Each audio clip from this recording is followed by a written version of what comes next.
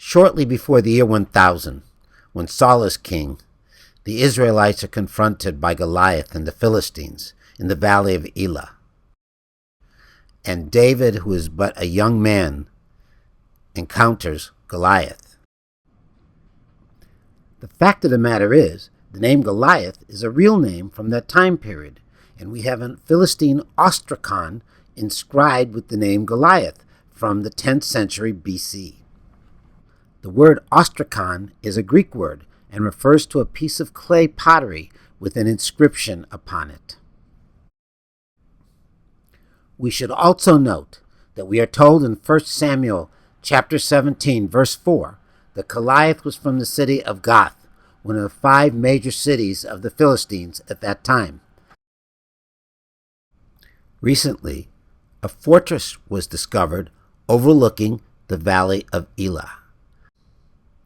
This fortress, known as Khirbet Qeiyafa, has radiocarbon dating of olive pits found there that dates to the year 1000. Hundreds of bones from cattle, goats, sheep, and fish were discovered there, but no pig bones, which would indicate that this was an Israelite city.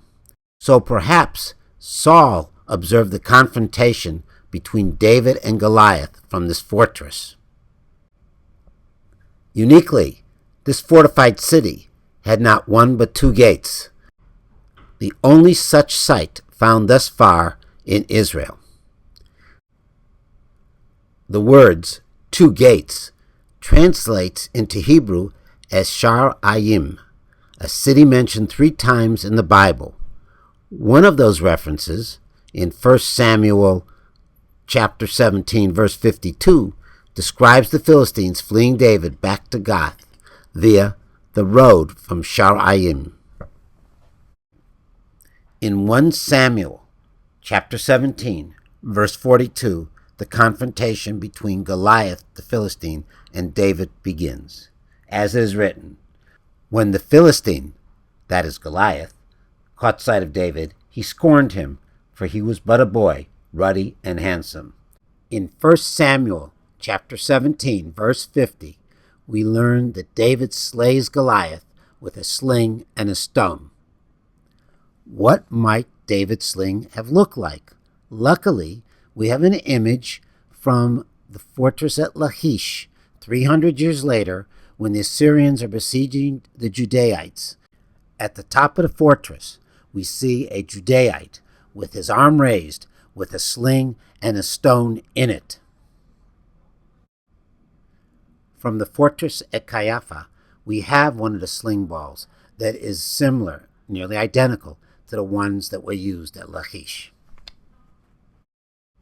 The story of David and Goliath is so powerful that it has been depicted many times by great artists. And here in the Sistine Chapel, Michelangelo portrays the end of the story as David decapitates Goliath with the sword of the Philistine. After David slays Goliath, he takes Goliath's weapons to his own tent. Goliath most certainly would have had a knife, and here we have a Philistine knife exactly from the time period of David and Goliath. The confrontation between David and Goliath is the segue to David becoming the king of the Israelites.